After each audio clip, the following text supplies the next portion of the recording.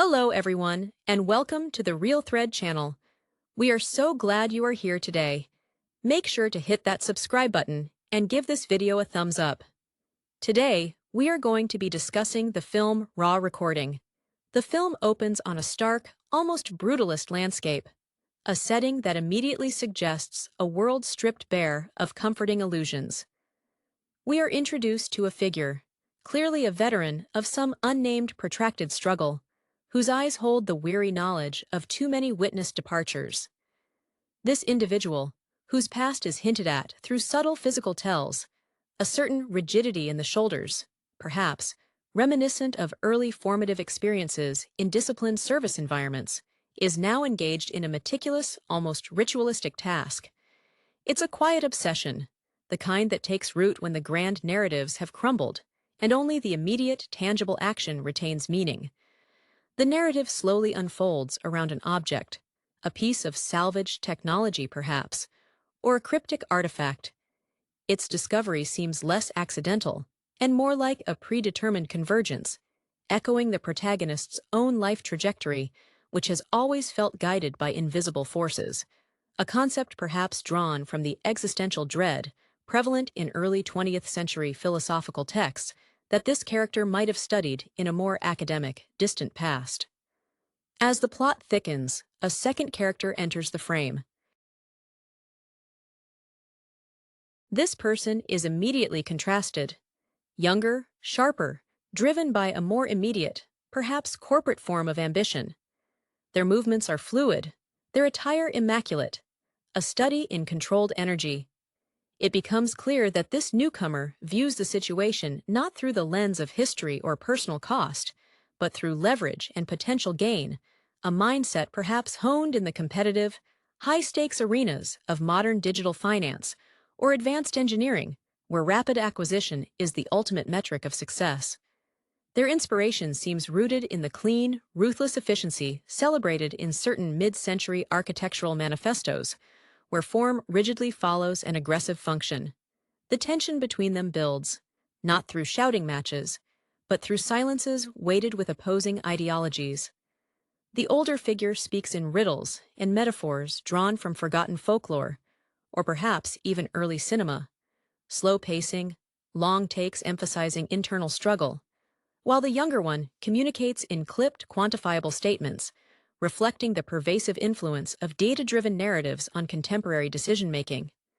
There's a pivotal sequence where they must navigate a hazardous environment, a collapsing structure, or an electrically charged wasteland. The older character relies on instinct, on the feel of the decay, a wisdom accumulated over years of navigating unpredictable environments, a skill set honed during periods of immense societal upheaval hinted at in their past.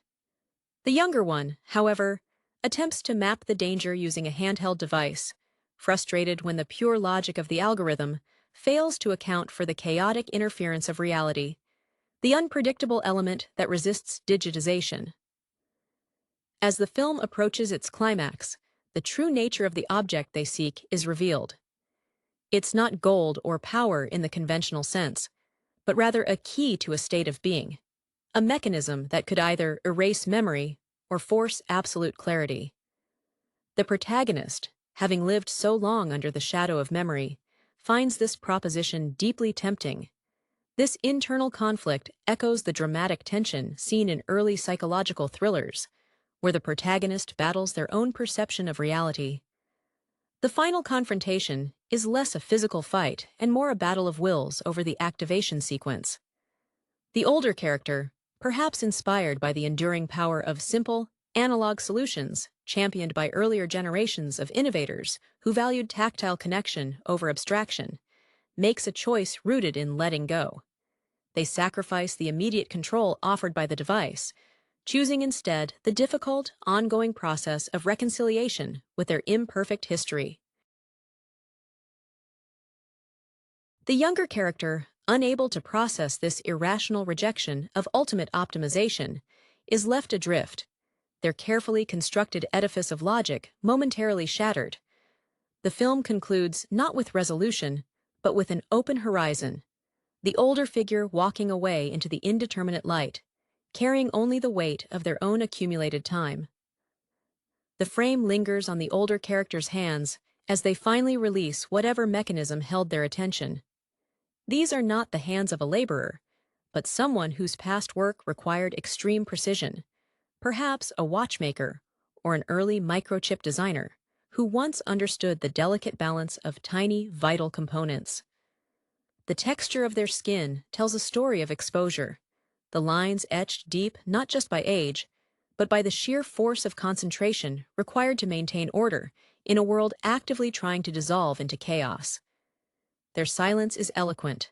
It's the silence of someone who has seen too many eloquent speeches lead to disaster, a profound mistrust of rhetoric blossoming from a lifetime spent observing the gap between promise and outcome. The younger operative, whose confidence borders on arrogance, represents the new guard. Those who believe every problem has a clean, scalable solution, accessible via a subscription model. Their background feels aggressively contemporary. Perhaps they climbed the ranks of a venture capital firm, where empathy is a liability and quarterly reports are gospel. There is a palpable restlessness to them, a nervous energy that betrays an inability to simply be still, an affliction perhaps inherited from the constant connectivity demanded by modern professional life. They look at the artifact not with reverence, but with the cool calculation of an appraiser assessing market volatility. They see the device as a potential market disruptor, not a philosophical turning point. Their differing perspectives become painfully clear during the forced traversal of that dilapidated zone. While the veteran moves with an almost animalistic grace, instinctively sensing the groan of stressed metal before it snaps, the younger one relies entirely on the overlaid digital map projected onto their visor. When the interference strikes, a brief, sharp pulse of electromagnetic disruption, the younger man stumbles, his digital scaffolding collapsing instantly. The shock registers not as fear, but as profound administrative confusion. The system has failed, and the protocol for unforeseen analog interference is missing from his training module. The older figure offers no smug look of vindication, merely a brief, almost weary extension of a steadying hand, a fleeting gesture of shared humanity before withdrawing back into self-reliance. The true emotional core reveals itself when the object is finally accessible. It hums, a low, resonant frequency that seems to vibrate in the very bone structure. For the veteran, the temptation of absolute erasure, of simply rebooting the internal hard drive of memory, is almost unbearable. One senses flashes of specific haunting failures, perhaps a miscalculated tactical decision decades ago, or a loved one left behind in a necessary retreat, moments that have been replayed in the quiet hours of the night for years. This desire to sanitize the past is the ultimate expression of survival instinct, to cut away the infected parts so that the machine can run cleanly again. Yet, the decision to reject the mechanism is a triumph of hard-won character over comfortable illusion. It speaks to an understanding, perhaps learned from studying the great failures of utopian projects, the meticulous planning that ignores human fallibility, that true strength lies not in being clean, but in integrating the grime. The sacrifice is immense, choosing to remain burdened by the full weight of experience. It is a quiet allegiance to authenticity, an echo of the uncompromising artistic vision of figures who refuse to soften their challenging material for popular consumption, believing the struggle itself contained the essential truth. As the veteran walks away, leaving the younger, frustrated architect of efficiency behind, there is no sense of victory, only the steady, deliberate cadence of steps taken on uneven ground, confirming that the journey forward is only meaningful because of the imperfections left behind. The departure is marked by the sheer environmental contrast between the two figures. The younger one remains rooted beside the inert artifact, his immaculate coat now dusted with the fine, pervasive grit of the forgotten place. He compulsively wipes his expensive device, attempting to restore the pristine interface, a futile gesture against the pervasive entropy that the older figure has seemingly accepted as the baseline reality. His frustration isn't just about the failure to acquire the prize. It's the failure of his entire operating model to account for such stubborn, unquantifiable resistance. His ambition, once a bright, sharp flame, flickers momentarily, revealing a core of terrifying emptiness. What happens when the metrics disappear?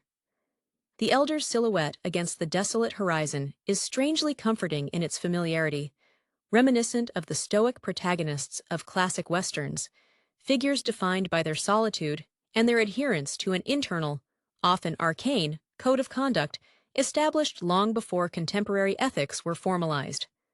Their journey wasn't about seizing control, but about achieving a certain kind of negative space, the space cleared by letting go of what cannot be changed. Their past commitment to service, perhaps in a highly classified oversight capacity, instilled in them a deep, almost sacred respect for consequences. They understand that every action, even the decision not to act, has a branching legacy. There is a final, almost subliminal acknowledgement passed between them, perhaps just a subtle shift in the light, catching the veteran's profile. It's a look that communicates volumes about the nature of progress. The young are doomed to repeat the mistakes of ignoring the messy reality in favor of the elegant diagram, while the old are burdened with the knowledge that elegance is often just a disguise for incomplete understanding.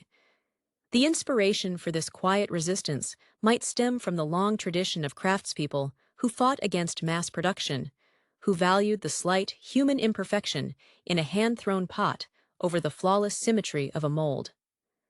As the distance grows, the environment seems to actively welcome the veteran back into its fold. The harsh angles soften imperceptibly, the wind seems to carry a less aggressive tone.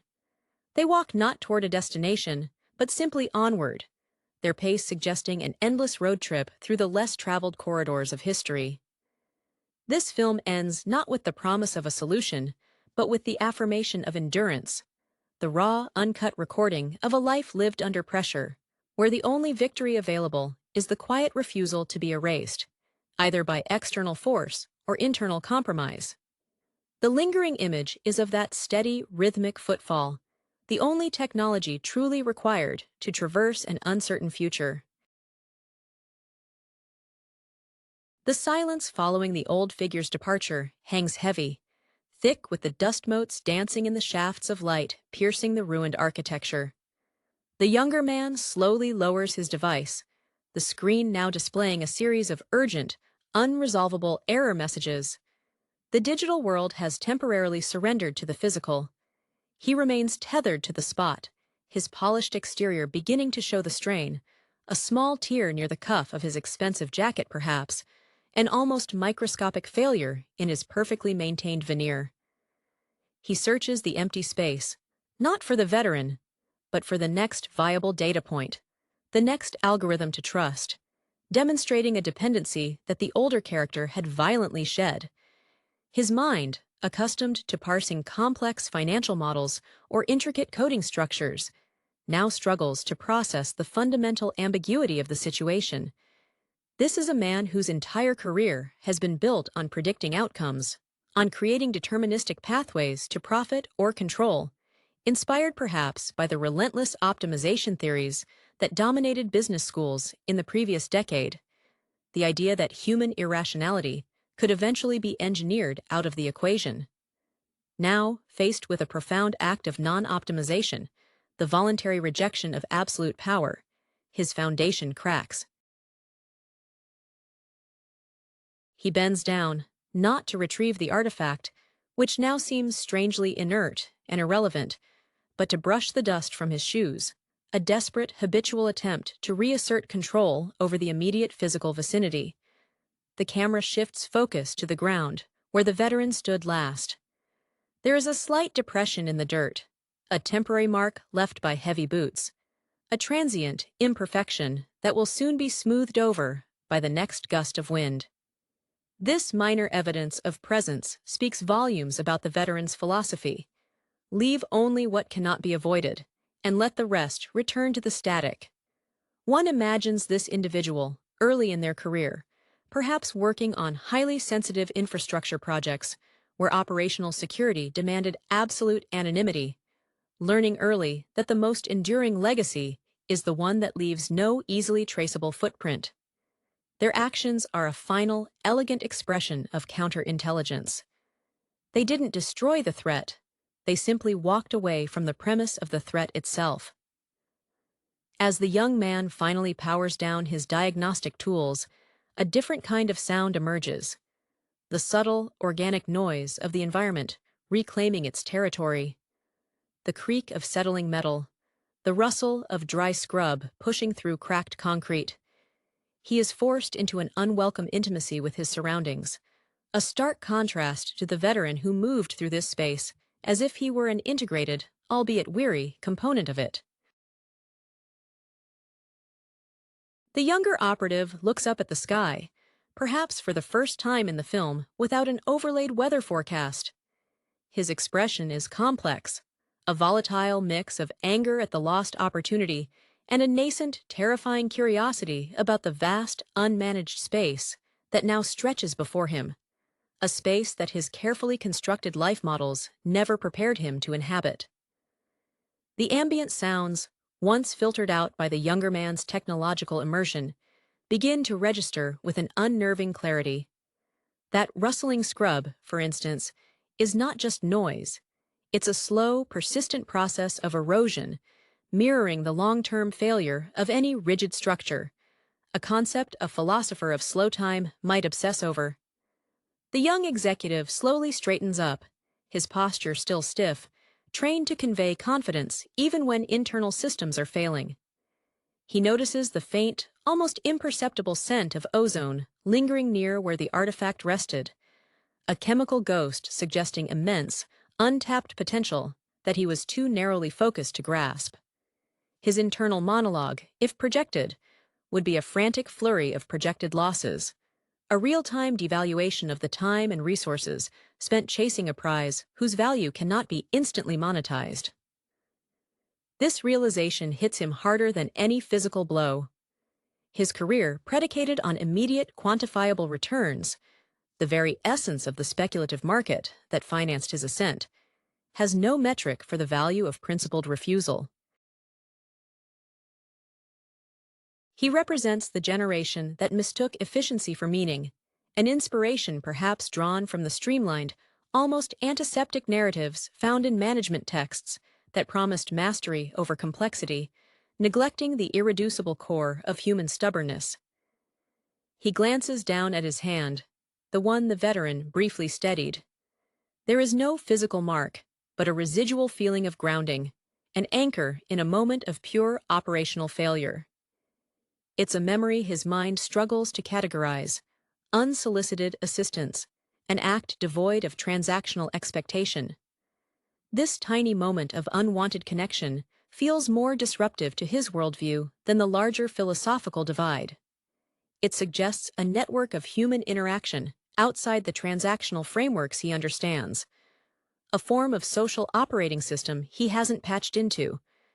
There's a subtle shift in his focus. He stops trying to reboot his external devices and instead begins to study the decay around him with a new, uncomfortable intensity. He notices the way the rust blooms on exposed metal, the specific shade of gray in the shadows, details that were previously just noise cluttering the image. This involuntary shift towards sensory immersion hints at a potential, painful germination of awareness, the first agonizing step away from pure abstraction.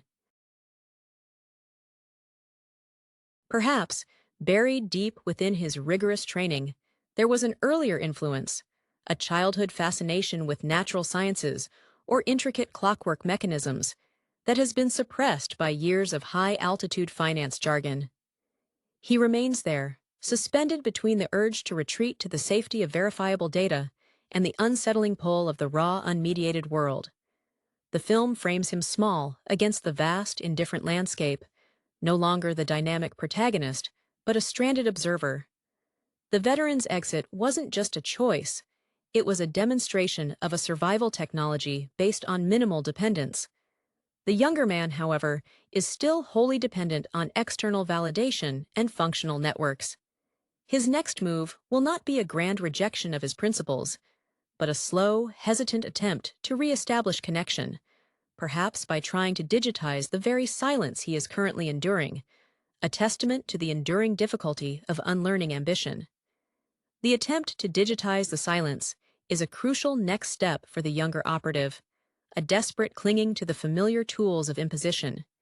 He pulls out a sophisticated audio recording unit not to capture the beauty of the environment, but to analyze its sonic signature for anomalies, to force the chaos into quantifiable waves on a screen.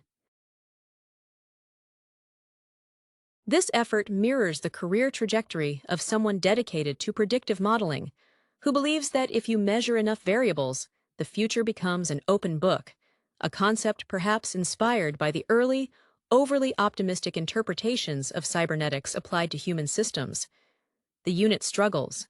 The low hum of the environment is erratic, defying smooth spectral analysis, displaying jagged peaks that represent interference, not information. He sighs, a sound that is too loud in the sudden quiet, a purely human exhalation betraying the system failure. It is the first truly uncalculated noise he has made. In that moment, one can almost glimpse the idealized past self, perhaps a gifted engineering student, driven by the purity of mathematics, who secretly dreamed of building things that lasted, before being seduced by the velocity and perceived power of abstract finance. That dream of tangible creation is now contrasted sharply with the tangible destruction surrounding him. As he stares at the failed reading, his gaze drifts upward, tracking the slow, laborious flight of a large, dark bird circling high above, a creature wholly unconcerned with metrics or deadlines. This bird becomes an accidental focus, a biological counterpoint to the machine in his hands. It moves with an effortless navigation, relying on atmospheric pressure and instinct, a living embodiment of the very forces his technology seeks to neutralize. The veteran, in his retreat, implicitly moved like that bird. The young man slowly pockets the recorder. The action is hesitant, a concession rather than a strategic pivot. He feels a strange combination of vulnerability and a flicker of something akin to respect for the elder's path. Not admiration for the choice, but a dawning comprehension of its sheer, unmarketable difficulty. He realizes that embracing the unpredictable requires a level of internal resilience that no algorithm can simulate or grant. It must be accrued, painfully, over time. His attention is drawn back to the ground where the artifact had been. He notices something the veteran left behind. Not an object, but a subtle disturbance in the soil. A pattern of small, almost invisible scrapes marking the path the elder took away from the immediate site. These marks are not accidental. They are the signs of careful passage, a language spoken through pressure and placement. For the first time, the young man bends down not to clean, but to observe the ground itself, his highly trained eyes attempting to read the narrative written by an unseen traveler. This tentative study of footprint over digital trace suggests the beginning of a long, arduous process of recalibration, moving from interpreting datasets to interpreting the world through embodied experience. The study of the faint scuff marks becomes an intense, almost meditative act. The younger man kneels, his expensive trousers protesting against the rough terrain, and traces one of the shallow grooves with a gloved finger. He is attempting to reverse engineer intention from residual physical evidence, a skill entirely foreign to his usual domain of predicting future trends based on aggregated historical data. This small gesture, kneeling to read the ground, is a profound concession to the analog world, a reluctant acknowledgement that some truths reside only in the friction between matter and time. One senses that his initial professional aspirations might have involved geology or historical preservation, disciplines that honor the slow accretion of evidence, before the glittering promise of velocity pulled him toward abstract wealth creation. He isolates a specific mark, a slightly deeper indentation, where the veteran likely shifted weight before beginning the next stride. He mentally overlays this with the image of the veteran's silhouette against the skyline, the steady, unhurried bearing. He tries to calculate the precise muscle tension required to maintain that pace over uneven ground for an extended period, but the data remains stubbornly qualitative. It's the difference between modeling an explosion and being near one. The sheer physical commitment required is unquantifiable on a spreadsheet. The sun begins to dip lower, casting long, distorting shadows across the ruins. This change in light fundamentally alters the environment, dissolving the sharp lines the younger man relies on for spatial orientation. He shivers, a reaction not to the temperature, but to the sudden loss of visual certainty. The veteran navigated by an internal chronometer and a sensory map built over decades, impervious to the tyranny of the hour. The younger man, however, feels the encroaching darkness as a deadline, a system failure that requires immediate corrective action, even if the corrective action is no longer obvious. Driven by this rising anxiety, he finally stands, brushing off the dust with an air of forced resignation. He makes a conscious decision to leave the immediate area of the inert artifact, turning his back on the potential that was too abstract to seize. Instead of moving quickly, he deliberately mimics the veteran's implied stride, a measured, steady rhythm, placing his feet deliberately where he imagines the other man's boots had landed. It is a clumsy imitation, a performance of stoicism, but it signifies a vital turning point. He is attempting to map the terrain of the other's experience, however poorly. As he moves, the soundscape shifts again. The mechanical failures and digital ghosts recede, replaced by the sheer emptiness of the space. For the first time, the quiet is not a lack of signal, but a presence in itself. He is beginning to hear the vastness, the scale of the world that exists outside the firewall of his ambition. The film suggests that this forced immersion into raw reality, devoid of intermediaries, is the only true education left for those who have mastered simulation. He walks not toward safety, but toward the horizon line the veteran dissolved into, not expecting to catch up, but hoping to inherit the direction. The act of deliberately slowing his pace transforms the younger man's perception of movement itself. It ceases to be a means to an end, a rapid transit between data points, and becomes a continuous negotiation with the earth beneath him. His expensive, shock-absorbing soles, designed for sterile corporate floors, register every subtle change in substrate, the yielding give of sand, the brittle crunch of dried leaf litter, the solid thud on packed earth. This forced attention to the tactile world is a form of penance, a slow rewiring of sensory priorities. One can almost picture him in his early 20s, perhaps a prodigy in computational fluid dynamics, who understood movement only through equations, never through the visceral experience of resisting drag. His imitation of the veteran's gait is initially stiff, almost comical. The younger man's frame is built for efficiency, for angles, not for the fluid persistence of the old soldier. Yet, with each few dozen steps, the tension in his shoulders lessens slightly. The obsessive need to check his internal chronometer fades as he begins to use the position of the sinking sun as his primary ancient clock. This surrender to natural timing feels both liberating and deeply frightening, like shedding armor he didn't realize he was wearing. He notices the environmental details with a sharpness that speaks less of aesthetic appreciation and more of survival necessity. A particular type of tough, low-growing vegetation catches his eye, the kind that thrives on minimal water and maximum struggle. He remembers reading a passing reference to such flora in some obscure historical ecology text, perhaps when researching resilient supply chains years ago, an academic aside, he promptly dismissed as irrelevant to maximizing shareholder value. Now, that forgotten data point surfaces with startling relevance, demonstrating the strange, non-linear way knowledge resurfaces when technology fails. Emotionally, he is cycling through resentment, exhaustion, and a nascent, unwelcome form of clarity. The resentment is directed at the veteran for offering no roadmap, for providing a stark example of success that cannot be reverse-engineered into a business plan. The exhaustion is purely physical, the first time his body has truly protested its long neglect in favor of mental exertion. But the clarity, that is the most dangerous element, is the understanding that the veteran achieved a form of profound freedom by accepting limitation. That acceptance is the antithesis of the relentless expansion preached by his mentors in the world of high finance, where standing still is synonymous with terminal decline.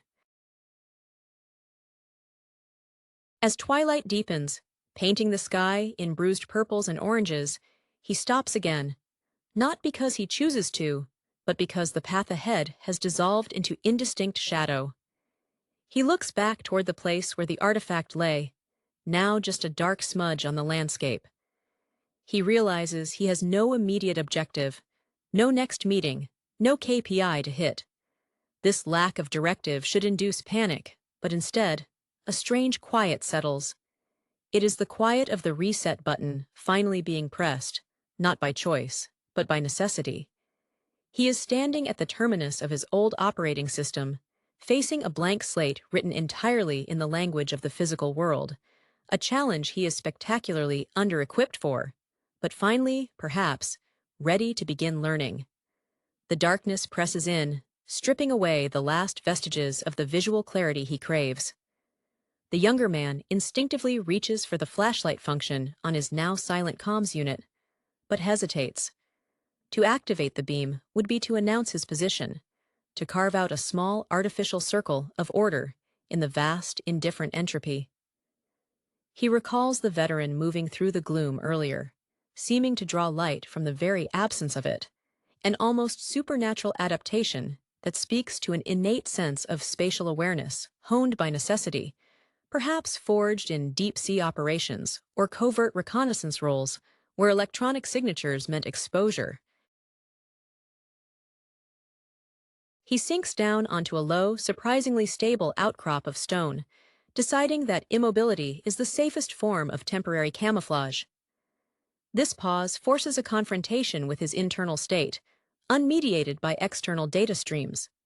The lingering scent of ozone from the artifact is gone, replaced by the cool, earthy smell of damp stone and unseen nocturnal life.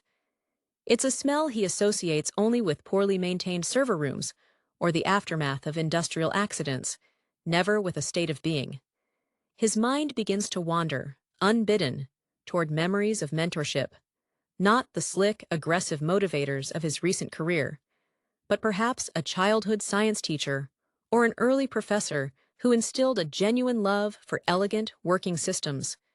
That professor, he remembers, had a particular fascination with recursive structures, how simple rules, applied repeatedly, generate immense complexity, the very essence of nature, and the very thing he has spent his adult life trying to bypass through sheer processing speed.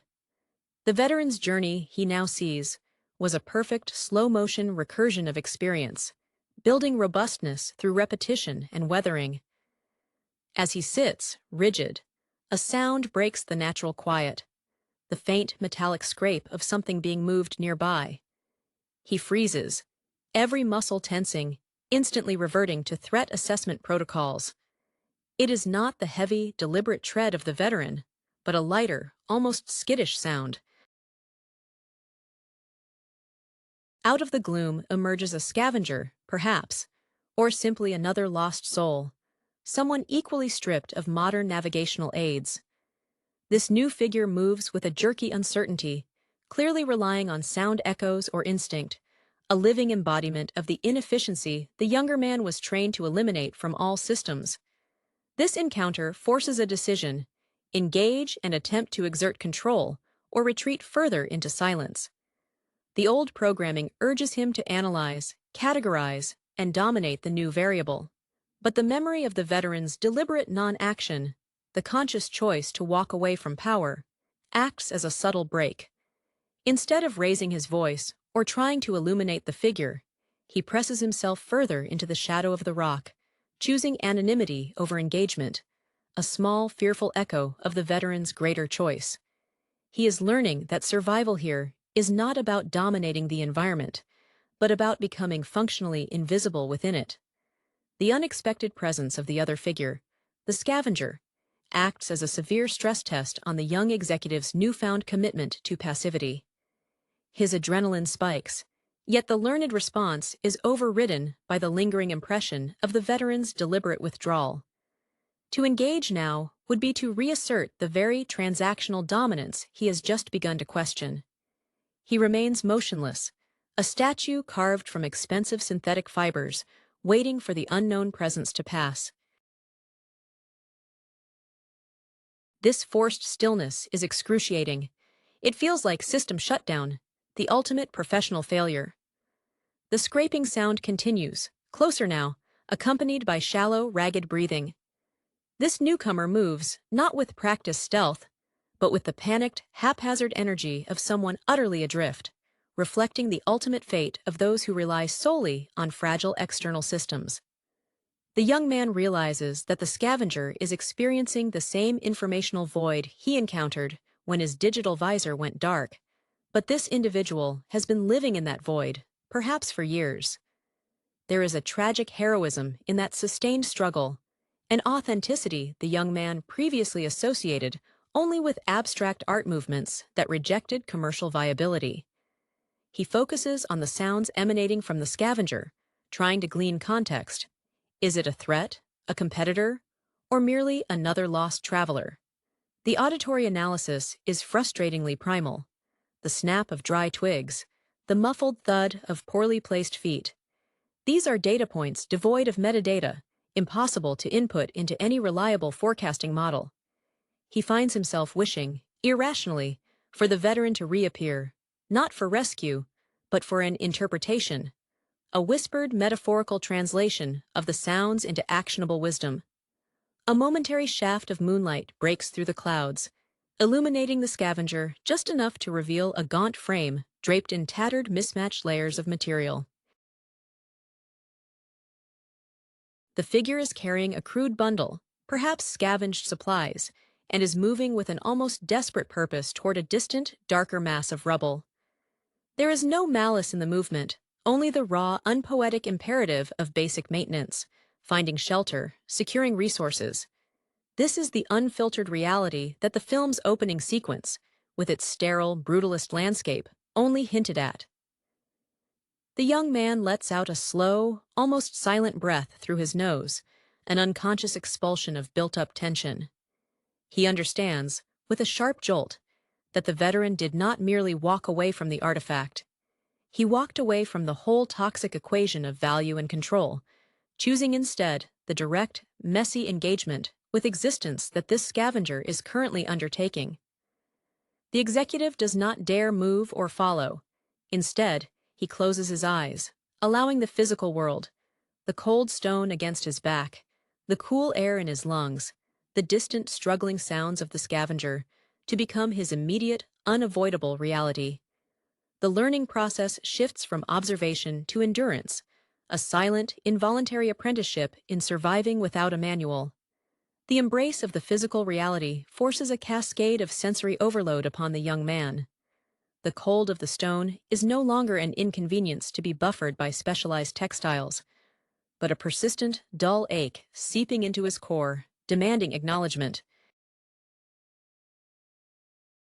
He opens his eyes again, not looking outward toward the receding scavenger, but inward, trying to locate the source of his own internal heat, the biological engine that refuses to shut down despite the failure of all external support systems.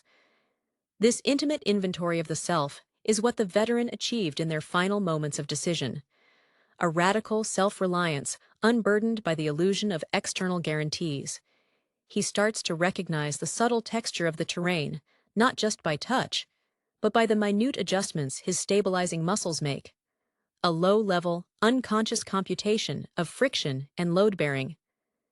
This is the engineering he once dreamed of, not in silicon, but in sinew and bone, a system far more complex and enduring than anything that could be coded. One can imagine his early architectural sketches, favoring organic, load-bearing forms, before the allure of glass and steel promised faster, cleaner returns. The silence, once oppressive, now begins to develop texture.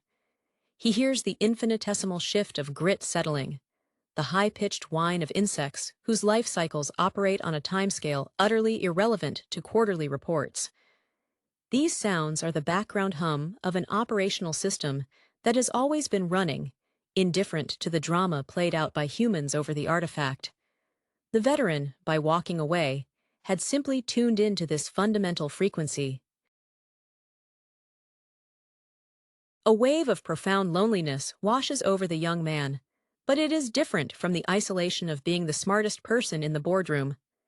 This is a primal loneliness, the realization of individual vulnerability in a vast, unmanaged space. He reaches instinctively for his defunct communication device one last time, not to call for help. He knows no one is coming, but almost to feel the familiar, cold weight of connectivity. When his thumb brushes the inert glass, he stops, recognizing the gesture as a superstitious tic, a habit inherited from a life lived in constant virtual contact. He pockets the device gently, a symbolic shelving of obsolete tools. There is no dramatic conversion, no sudden epiphany that renders his past entirely meaningless. Instead, there is a slow, grinding accretion of doubt regarding the efficiency dogma that governed his life. He understands now that the veteran's refusal was not an act of despair, but an act of ultimate self-possession, the only resource that cannot be traded, optimized, or digitized. As the first true light of dawn begins to gray the eastern sky, the young man rises stiffly. He does not look back toward the site of the artifact. His direction is simply away from where he had been paralyzed. He doesn't adopt the veteran's steady pace immediately. His movements are still tentative, slightly off balance, but they possess a new quality: deliberation.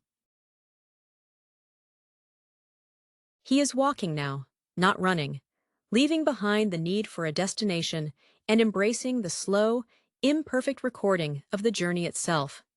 The dawning light, when it finally spills over the jagged horizon, is harsh and unforgiving, bleaching the subtlety from the landscape and exposing every crack and imperfection in the surrounding decay. For the young operative, this stark illumination is an unwelcome reveal, stripping away the protective ambiguities of the night. His face, previously masked by shadow and focus, now shows the raw fatigue. The taut lines around his eyes are not just from lack of sleep, but from the sheer cognitive effort of processing unfiltered reality. He is encountering an environment with no preloaded color palette or contrast settings. He takes a small, almost involuntary step sideways, testing the stability of the ground with a caution born not of training, but of actual experience with falling.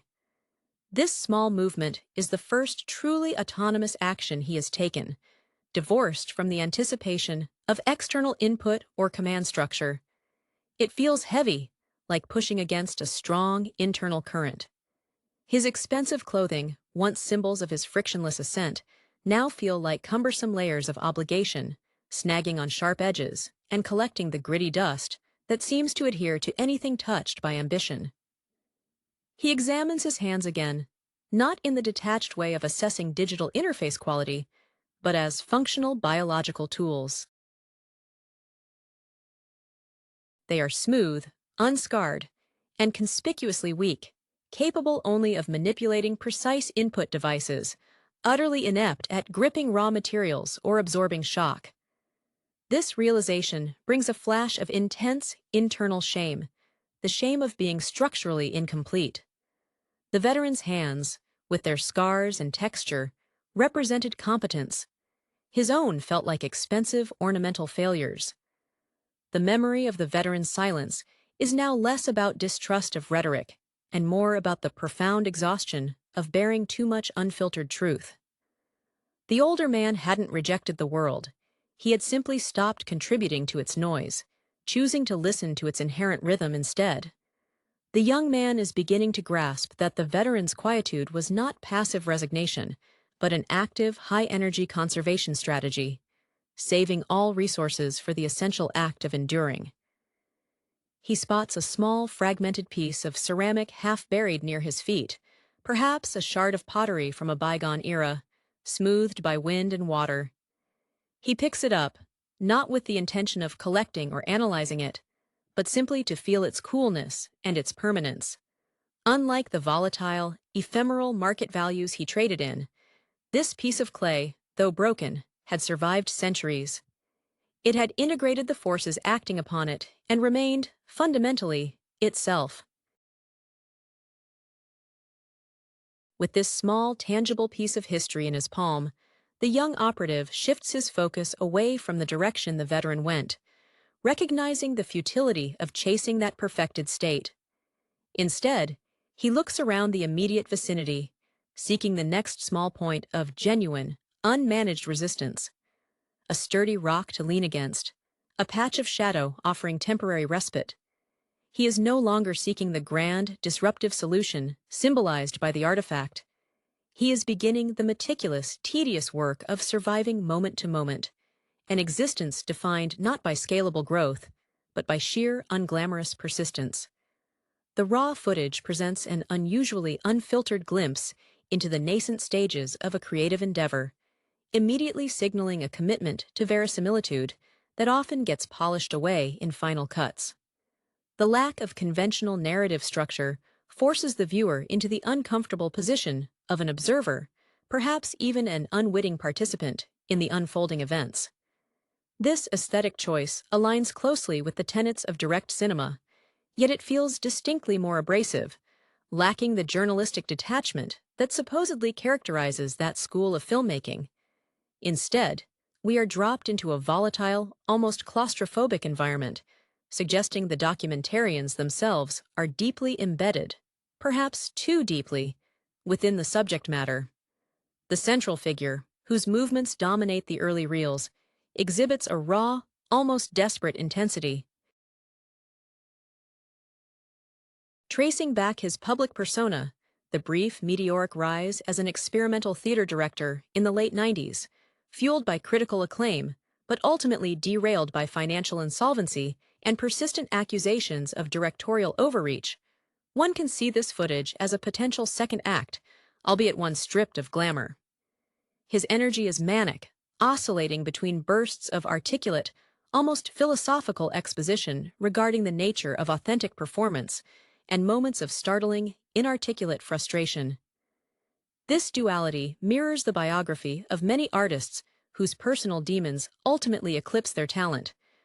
The camera doesn't flatter this struggle, it merely records the erosion. The secondary character, often seen interacting with the central figure in moments of strained collaboration, provides a necessary counterpoint. Her own background, hinted at through brief, almost accidental exposure of archived materials in the background, suggests a history in documentary photography, specifically focusing on marginalized communities in post-industrial settings. This training in patient observation contrasts sharply with the central figure's performative energy. When they interact, the tension is palpable. It is the friction between the observer, who seeks to capture truth, and the subject who insists on constructing it. Her quiet interventions often seem less like direction and more like attempts to tether the explosive energy of the lead to some recognizable reality, a reality he seems determined to escape. The visual quality itself contributes significantly to the emotional landscape. The low fidelity, the erratic framing, and the persistent intrusion of technical artifacts, the hum of cheap recording equipment, the occasional accidental thumb over the lens, are not mere flaws, but active participants in the film's commentary. They prevent the audience from settling into a comfortable viewing distance. This technical rawness intentionally invokes a sense of illicit access, mirroring, perhaps, the ethical compromises made in the pursuit of capturing unmediated experience. It speaks to a directorial inspiration rooted not just in cinema verite, but in the unsettling, static-filled verite of security camera footage or recovered evidence, suggesting that what we are watching is not merely art being made, but something being unearthed. The pacing is deliberately uneven. Long stretches of mundane activity, waiting, setting up equipment, shared silences punctuated by the scraping of chairs, build an almost unbearable anticipation. This mirrors the long, arid periods often faced by artists between bursts of genuine inspiration. When action does occur, it is often brief, poorly lit, and over too quickly to fully process, demanding repeat viewing, an unexpected demand placed upon the viewer by what purports to be raw, unedited material. This suggests that the true narrative arc is less about the subject's external actions and more about the viewer's internal process of trying to impose meaning onto chaos, a meta-commentary on the very act of cinematic interpretation. The film, in its unrefined state, functions as a powerful testament to the difficulty of translating lived experience into coherent art, regardless of the initial vision. The emotional temperature of these raw takes remains consistently high, rarely dipping into genuine repose. The central figure's frustration manifests not only in vocal outbursts, but in minute physical tics. The repeated, almost obsessive readjustment of his clothing, the way he grips objects as if testing their structural integrity before immediately discarding them. This nervous energy is the residue of his past failures. One can almost feel the weight of the scathing reviews from his early theatrical run, reviews that accused him of prioritizing spectacle over substance. Here, without the buffer of a stage or the controlled environment of a theater space, his need to control the frame becomes desperate. He is not merely directing the camera, he is attempting to direct the very environment around him, seeking an external validation that the footage refuses to grant him cleanly. The secondary figure, the documentarian, carries herself with an almost contrary stillness. Her patience, honed by years spent observing the slow, grinding realities of poverty documented in her previous photographic essays, seems almost superhuman against the central figure's volatility. When she finally speaks, her voice is low, often requiring the viewer to strain to hear her over the ambient noise, mirroring how easily her perspective might be overlooked in the face of the lead's performance. There is a moment, captured fleetingly in poor light near what appears to be a rehearsal space littered with discarded set pieces, where she looks directly into the lens, not in acknowledgement of the camera, but as if appealing to an unseen higher authority. This single unguarded look suggests a profound ethical dilemma. Is she documenting a breakdown, or is she actively contributing to the conditions that breed it, purely for the sake of obtaining this intense, unfiltered material? Her commitment seems rooted in an aesthetic purity, the belief that truth resides only in the unmediated moment, a belief that is being severely tested by the chaos surrounding her. The environment itself acts as a third character, oppressive and indifferent. The locations seem deliberately chosen for their lack of domestic comfort.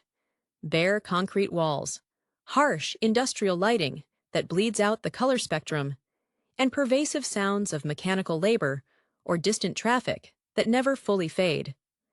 This setting choice reinforces the theme of artistic striving against a backdrop of crushing ordinariness. It's clear that the ambition driving the central figure is not merely creative, but deeply tied to a need for escape from this perceived mediocrity. The raw footage captures the suffocating sense that for this individual, the artistic endeavor is less a choice and more a necessity for survival, even if that survival appears increasingly precarious.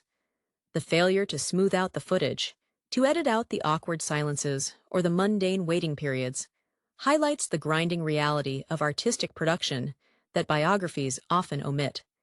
The endless administrative drudgery and the emotional toll of maintaining conviction when external reward is absent. The lingering sense of dread permeating the frames is amplified by the implied history between the two main protagonists. It is more than a mere collaboration between director and cinematographer. There is an undercurrent of shared past struggles, perhaps a former romantic entanglement, or a prior professional fallout that has never been truly resolved.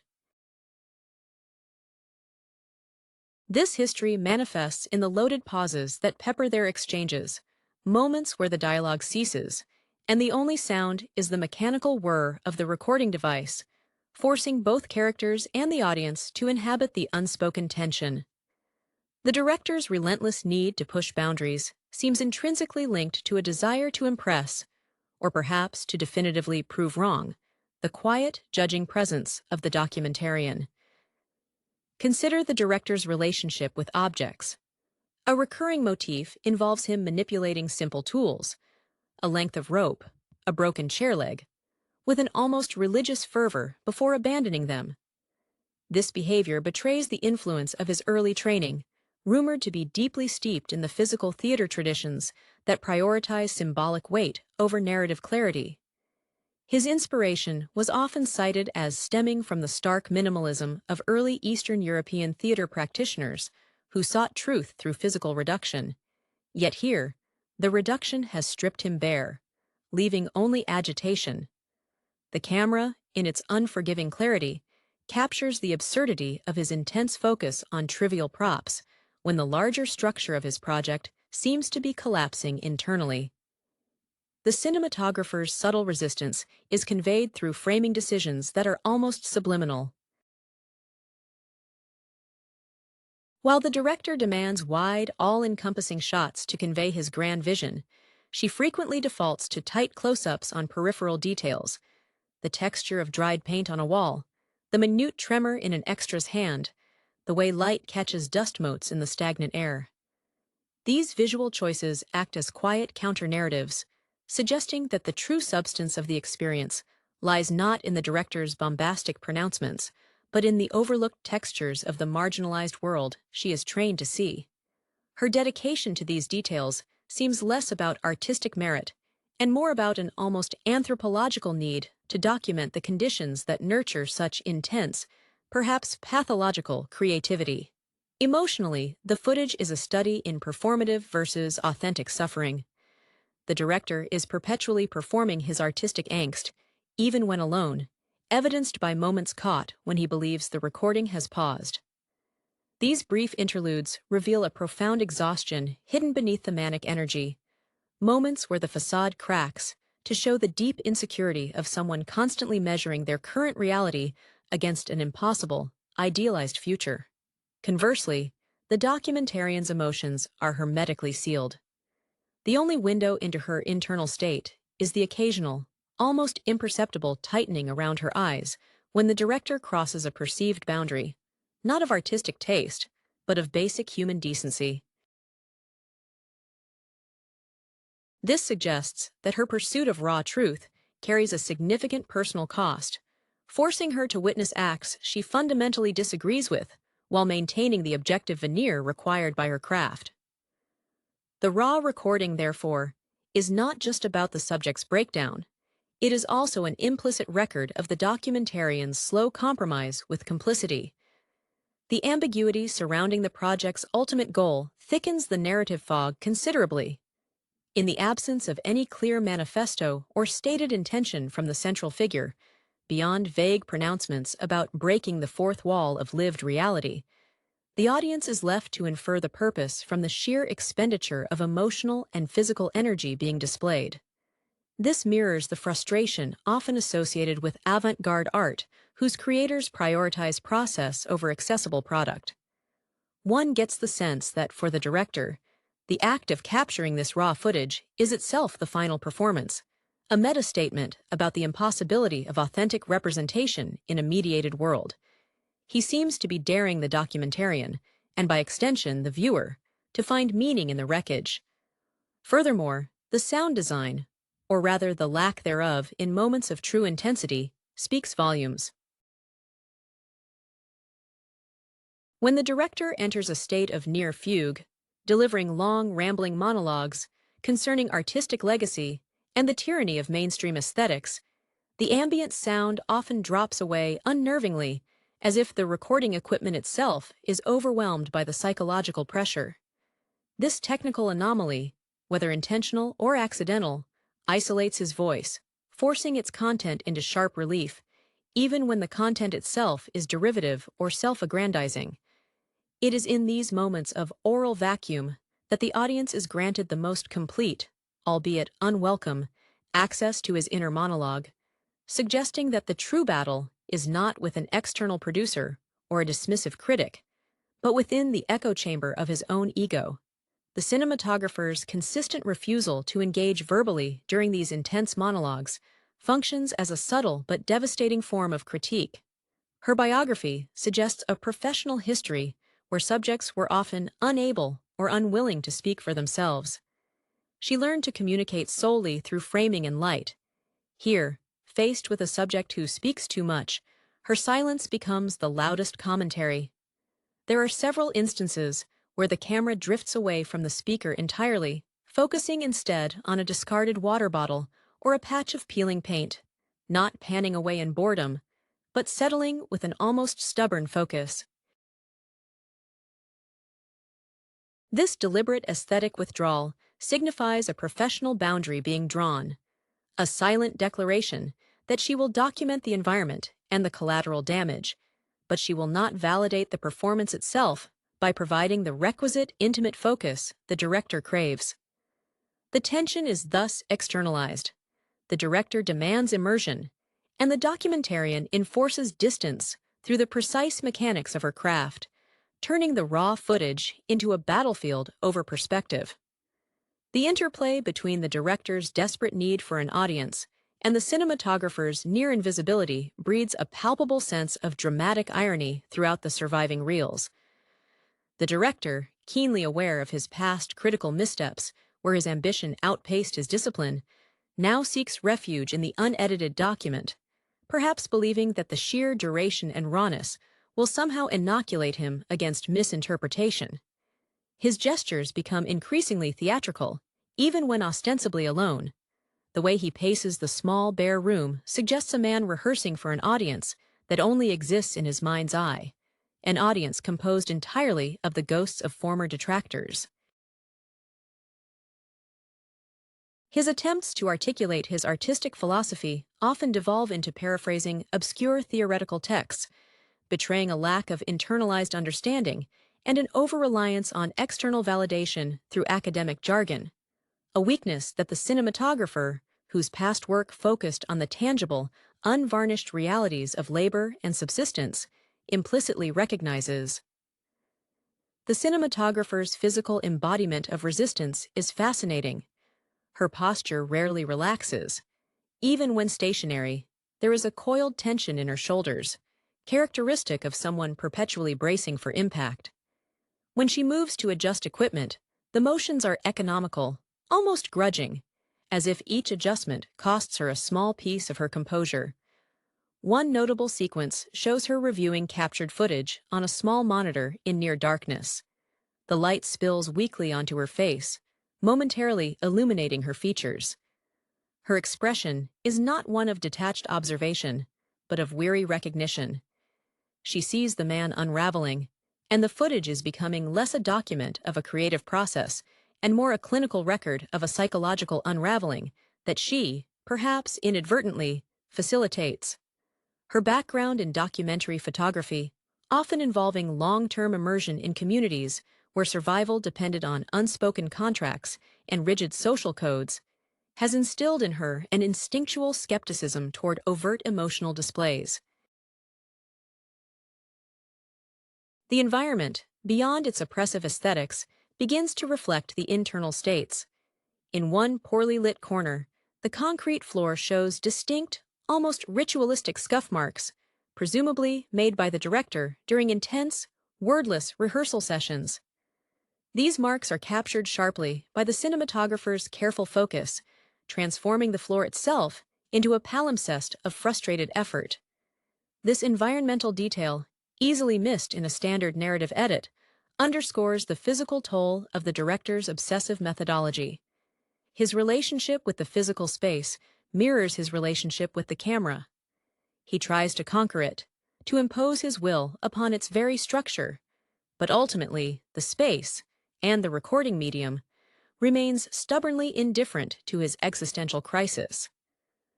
The raw footage thus becomes a chronicle not of creation, but of attrition, documenting the slow, painful process by which an artist consumes himself in the pursuit of an ephemeral ideal.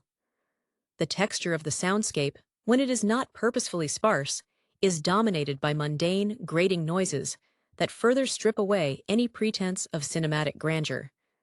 There is the constant, low-frequency hum suggesting aging ventilation systems or distant, unseen machinery, a sonic reminder of the quotidian reality the director is trying to transcend. This mechanical drone acts as a low bass note beneath the director's increasingly desperate vocalizations, grounding his ethereal pronouncements in the unromantic reality of a poorly maintained rehearsal space. The microphone occasionally picks up incredibly intimate sounds. The sticky sound of skin against plastic, a labored swallow, the faint scratch of a pen on paper during a pause in filming. Details that betray the artificial intimacy forced upon the participants by the recording apparatus. These involuntary intrusions emphasize the boundary dissolution. We are not merely watching a constructed reality. We are eavesdropping on a life being lived under involuntary surveillance.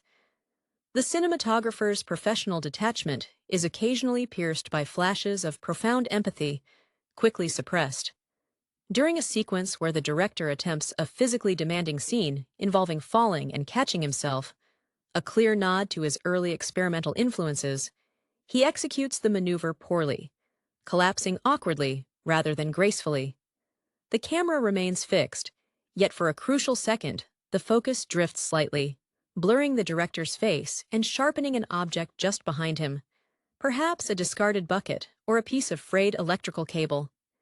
This momentary shift away from the suffering subject suggests a protective instinct, an impulse to document the harshness of the environment rather than the specific pain of the individual.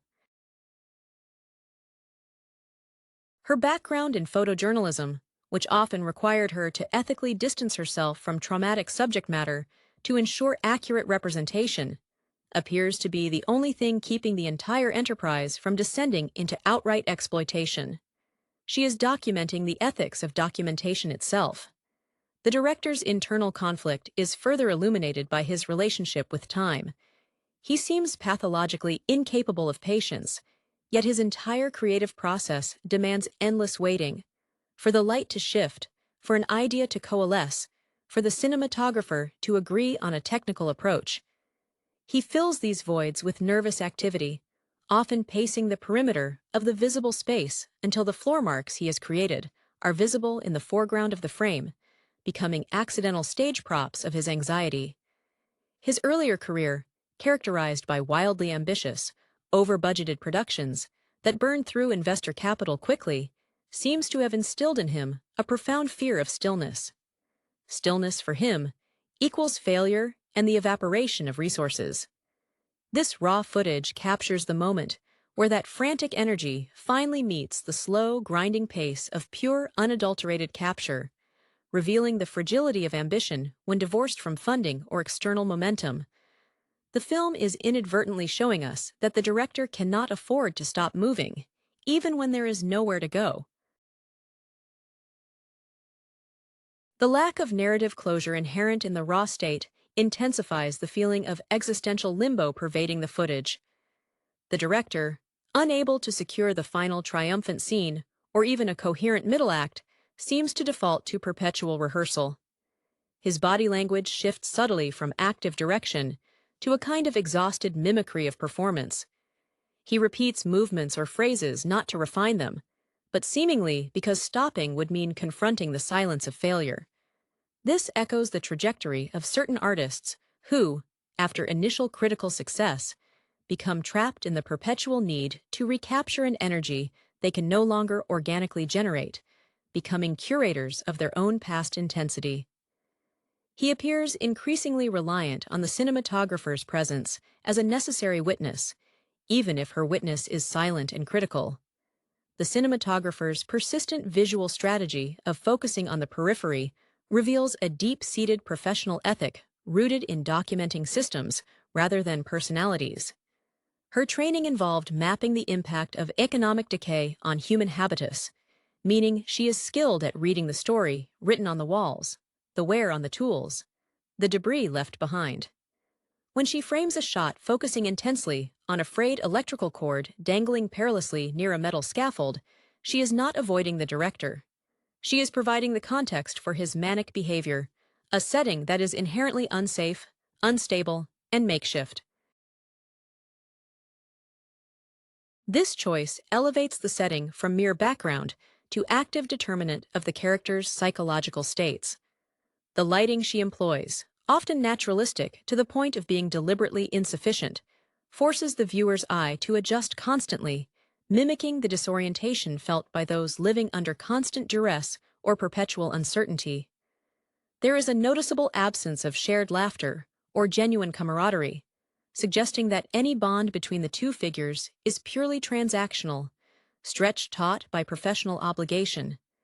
When they do exchange necessary technical instructions, a nod about exposure levels, or a murmured confirmation of a camera angle, the interaction is clipped, devoid of warmth, and immediately followed by a retreat back into their separate spheres of concentration.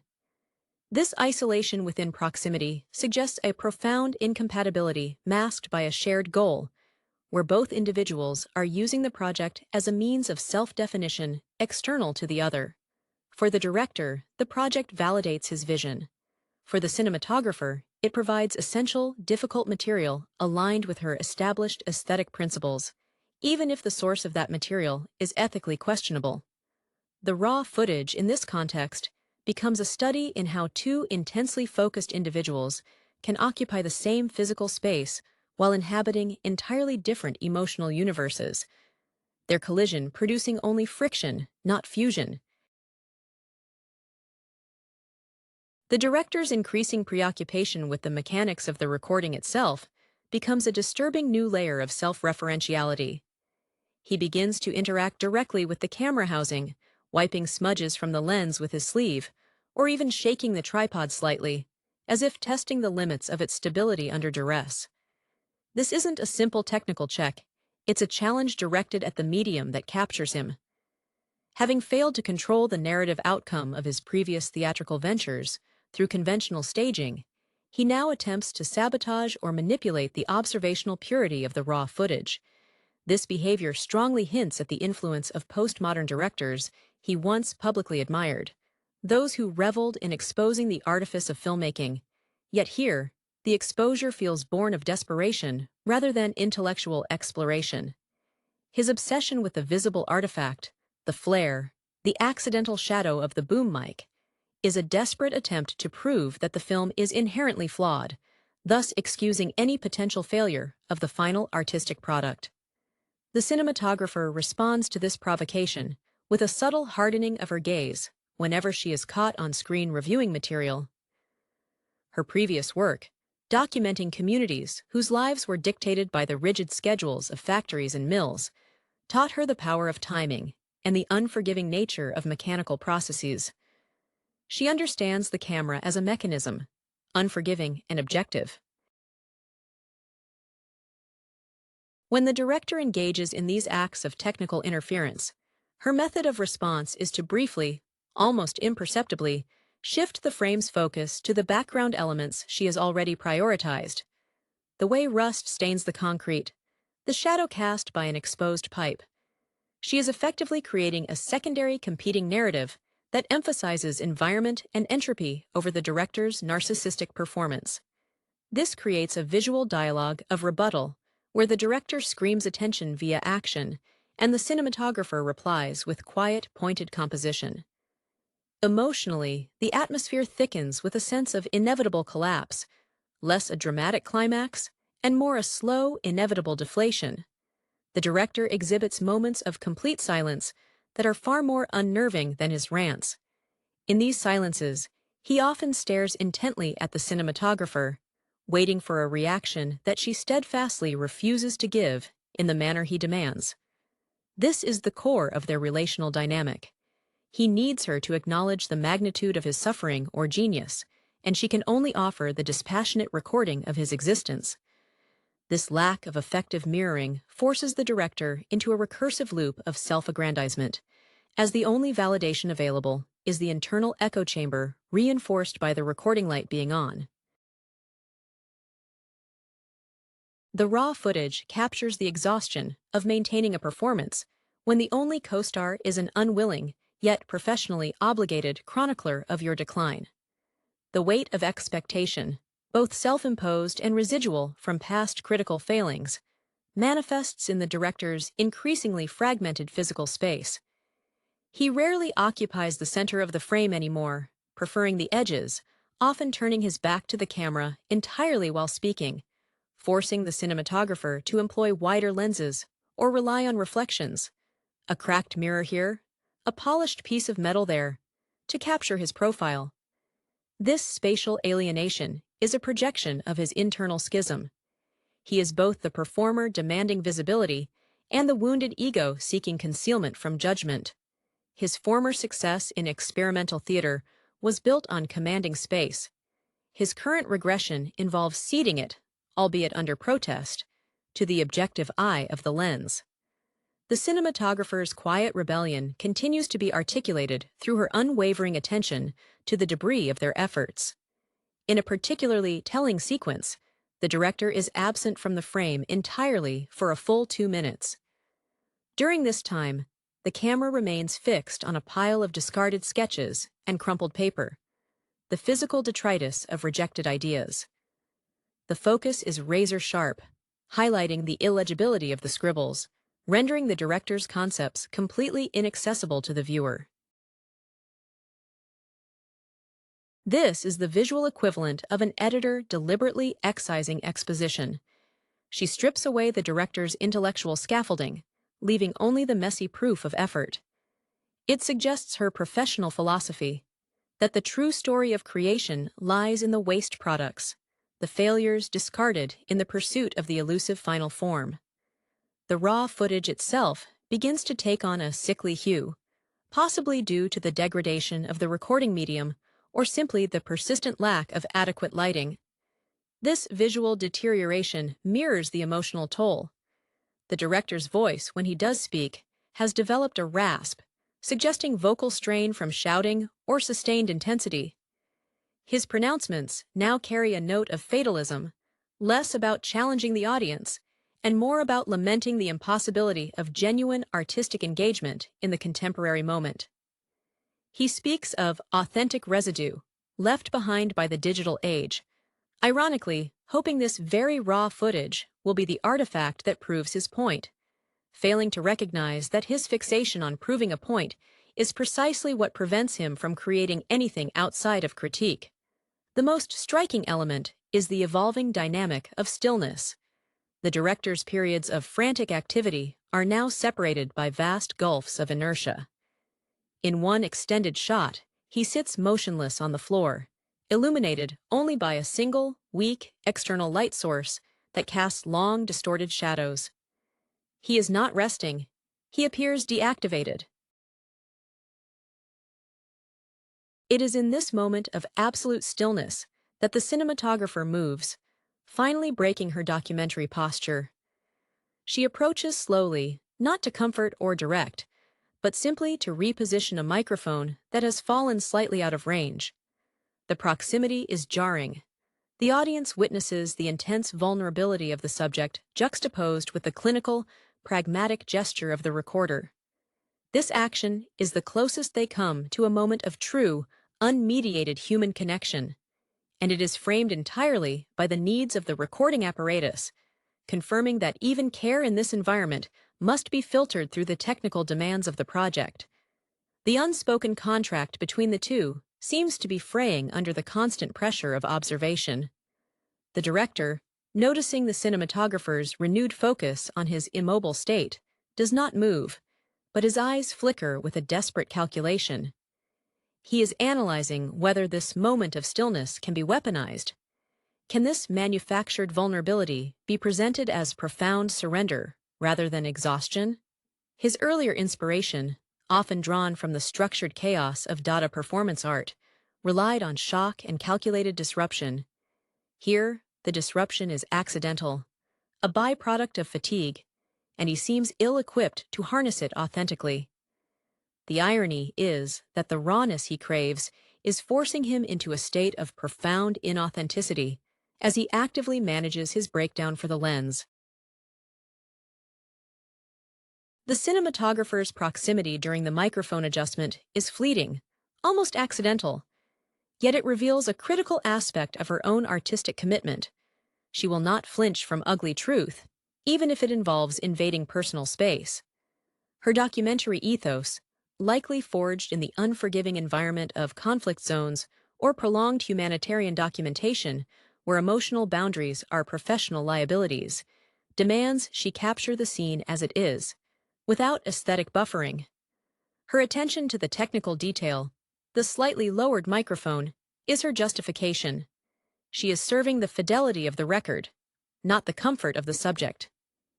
Yet, the lingering shot on her profile, caught inadvertently in the reflection of a piece of staged metal debris, shows a momentary tightening of the jaw, suggesting the sheer weight of witnessing relentless, self-inflicted psychological trauma is beginning to breach her professional defenses.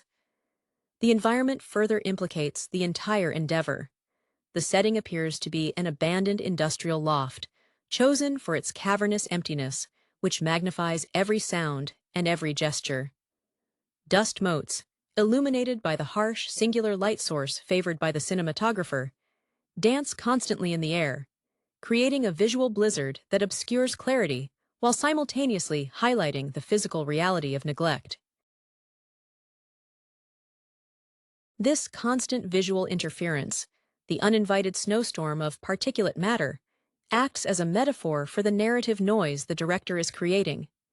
He is so determined to create a spectacle that he is obscuring the very subject he claims to be documenting. Genuine creative struggle. The raw footage forces the viewer to become a participant in this atmospheric battle, constantly trying to filter signal from the overwhelming environmental noise. The emotional temperature shifts again, not towards anger, but towards a chilling resignation from the director. He eventually rises, not with renewed energy, but with slow, deliberate movements, like an old machine restarting after a long shutdown. He avoids looking at the cinematographer, instead picking up one of the discarded sketches from the floor, the debris she had framed earlier.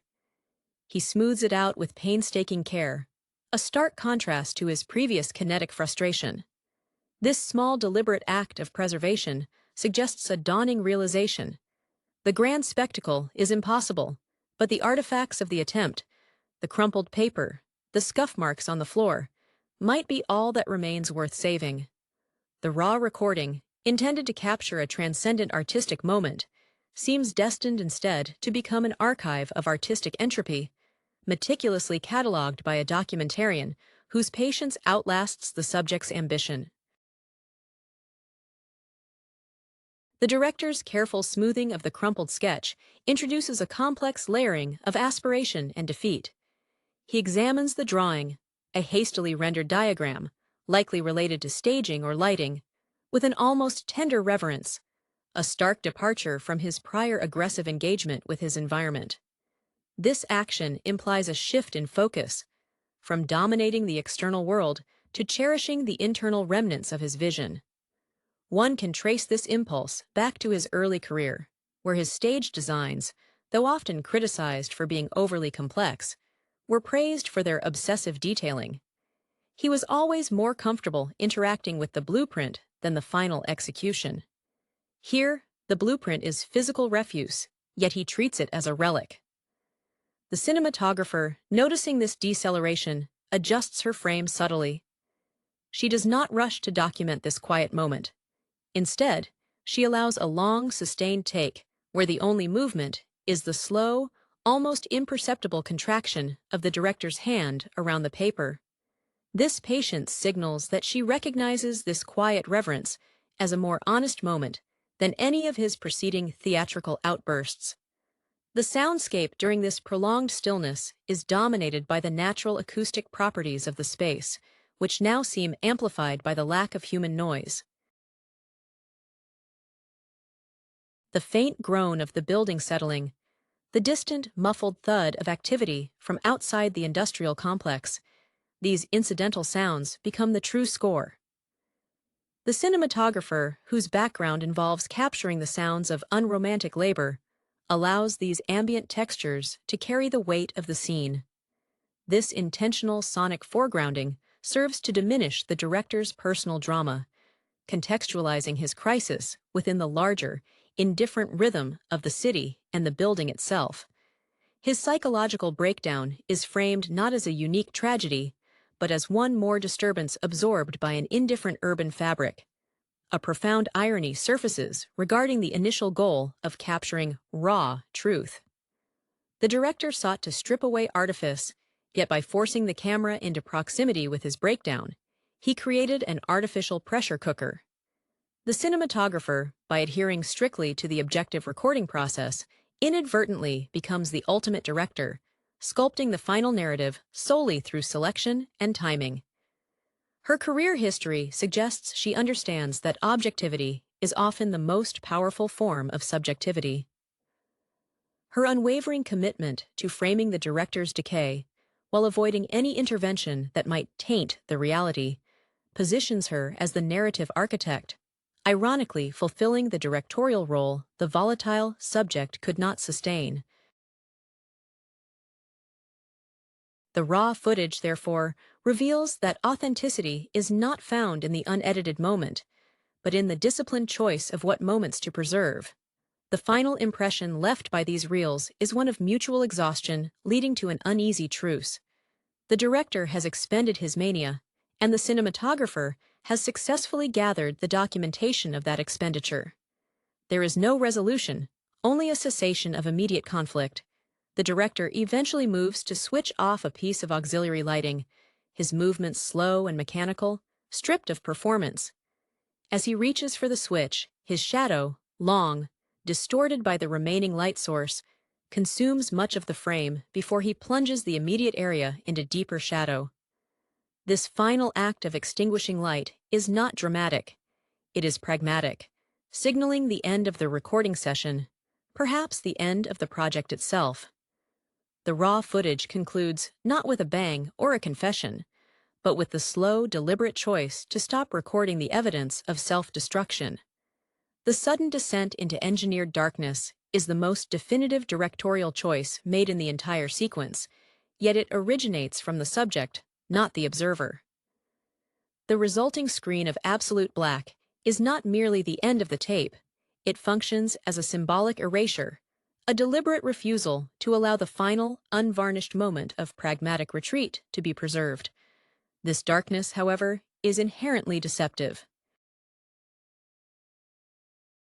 The cinematographer, steeped in the traditions of slow, low-light photography, would have certainly known the residual sensitivity of the film stock or the digital sensor, the ability to register faint impressions long after the light source is gone. Her adherence to objective reality suggests she might have held the frame for an additional, uncounted moment in that void, capturing the faint glow of cooling electronics or the slight movement of the director's hand as it lowered. The director's action of cutting the light is a final, albeit futile attempt to seize control of the final edit, to dictate the very boundaries of what will survive the process. His previous failures in theatrical production stemmed from a lack of control over the audience's perception. Here, he attempts to control the medium's sensitivity itself. This maneuver is a direct commentary on the illusion of documentary purity. He acknowledges that even in raw footage, the control remains with the apparatus, and if he cannot control the narrative, he will control the visibility of his surrender. The cinematographer's internal reaction to this final, silent power play is perhaps the most complex element left unsaid. Her stillness does not break, but the very atmosphere around her seems to compress. Her commitment to truth has led her to record the subject's self-cannibalization, and now, his final act is to deny her the evidence of his closure. This forces her ethical quandary to its apex. Is her duty to document the darkness that the subject chose, or to reveal the faint, residual image that her technical expertise knows must exist?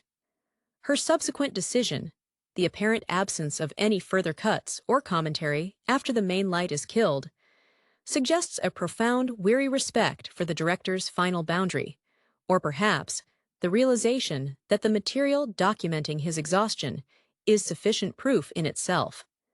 The emotional residue permeating the final frames is one of deep transactional completion rather than catharsis. The director has in essence finished his performance of unraveling, and the cinematographer has successfully documented the process. There is no suggestion of future collaboration or lingering friendship. The shared space has been consumed by the project. The raw takes stand as a monument not to artistic triumph, but to the unsustainable cost of ego-driven creation in a post-mediated age. The true triumph, paradoxically, belongs to the documentarian who weathered the storm, maintained her aesthetic discipline, and walked away with the unbearable evidence of another brilliant mind collapsing under the weight of its own spectacle. The final silent screen is thus less an ending and more a loaded pause, waiting for the audience, the ultimate arbiters of validation, to decide which narrative, the performance or the documentation of the performance, holds more truth. Hello, everyone, and welcome to the Real Thread channel. We are so glad you are here today. Make sure to hit that subscribe button and give this video a thumbs up. Today, we are going to be discussing the film Raw Recording. The film opens on a stark, almost brutalist landscape, a setting that immediately suggests a world stripped bare of comforting illusions. We are introduced to a figure, clearly a veteran of some unnamed protracted struggle, whose eyes hold the weary knowledge of too many witnessed departures.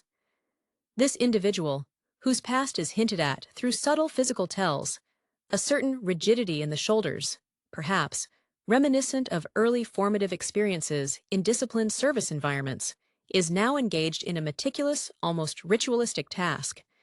It's a quiet obsession, the kind that takes root when the grand narratives have crumbled, and only the immediate, tangible action retains meaning.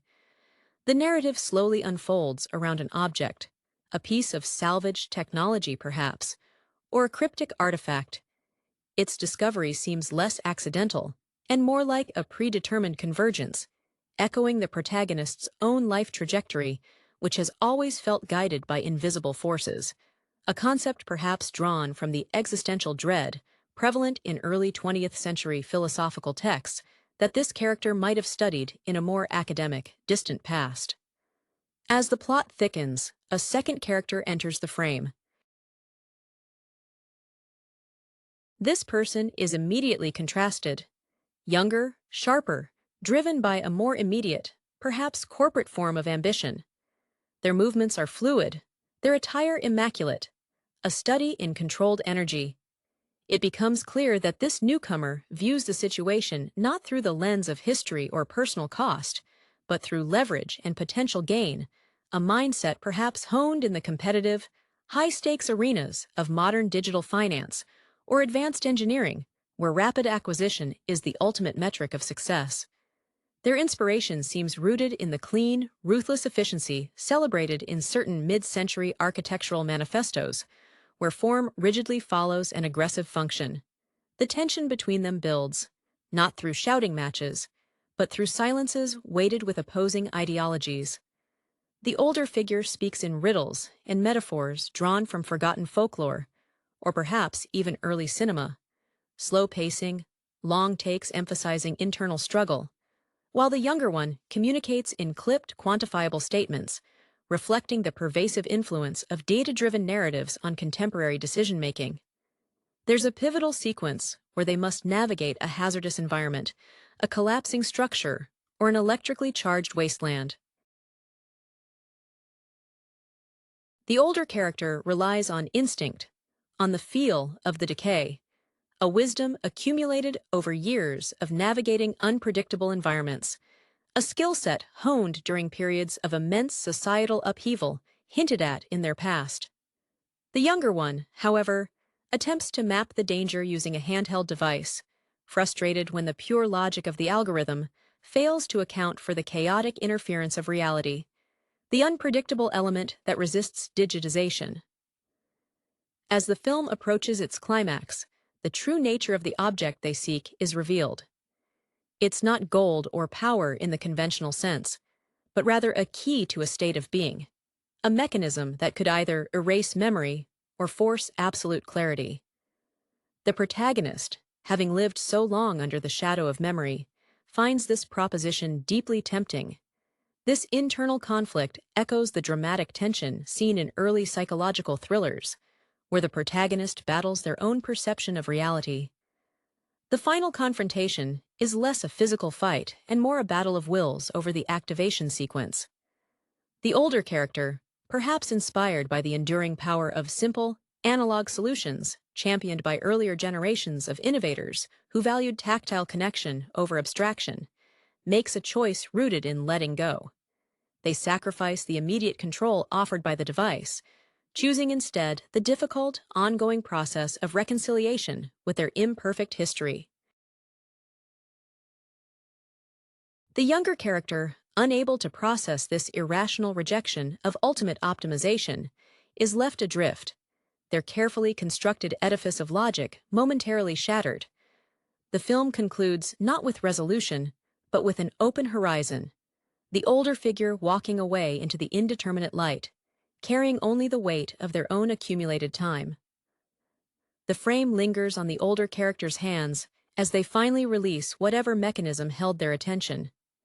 These are not the hands of a laborer, but someone whose past work required extreme precision, perhaps a watchmaker or an early microchip designer who once understood the delicate balance of tiny, vital components.